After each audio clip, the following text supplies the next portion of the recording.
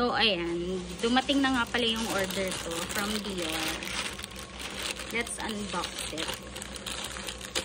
Grabe sa thumbtack. Sobrang dami ah. Ayan. Dahil nga regular na kami sa SM Aura branch na Dior, kinakausap ko na lang yung sales lady nila doon, tapos ipapadeliver na lang sa bahay.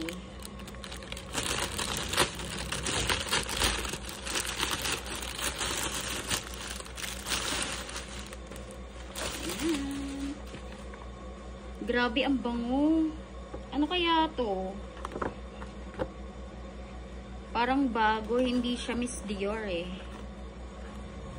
Grabe. Madami na naman akong pantali sa buhok. So, ayan. Nakadalawang paper bag pa, diba? Ayan. Bango. Hindi nakakasawa amoy yan.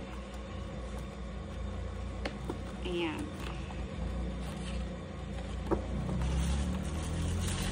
Ito talaga yung binili ko dyan eh. Sarap.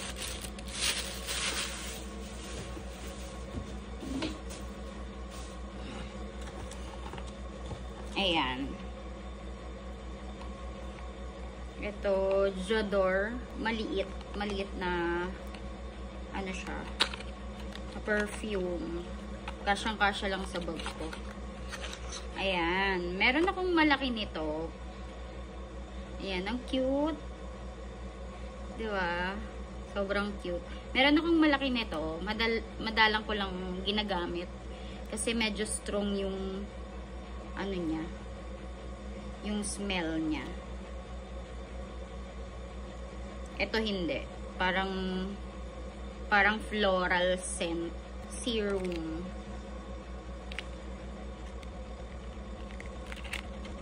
Ayan. Less serum. Ayan siya. Ang liit. Ang cute. Miss Dior Mini Mist. Ayan. Ayan siya. Ito yung bago nila. Diba? Perfume siya. Kasya siya sa bag ko kasi maliit. Tapos, para siyang lipstick. Ayan. Bang. Diba? Ang cute. Ang cute ng packaging. Ayan. Sobrang cute. Tapos, textured. Foundation stick. In the shade of 2N. Neutral. Yun yung shade ko. Ayan. Ayan siya. Medyo malaki siya. Ayan. Ayan naman. Marami rin yung laman niya. Yan, ganyan karami. Ay, ano ko yung yung shade nito. Ano ba? Ito yung shade niya. Sobrang gusto ko ng Dior Cosmetics kasi yung foundation nila anong sa tone ko. Kumbaga yung shade na yung tone ko, meron silang ganong shade. Kaya, doon ako lagi bumibili. Kasi ang hirap maghanap ng shade mo eh.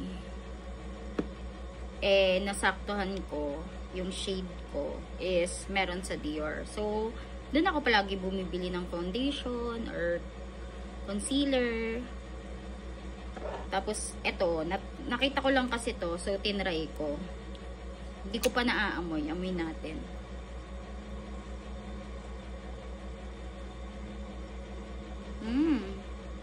Amoy fruity pala siya.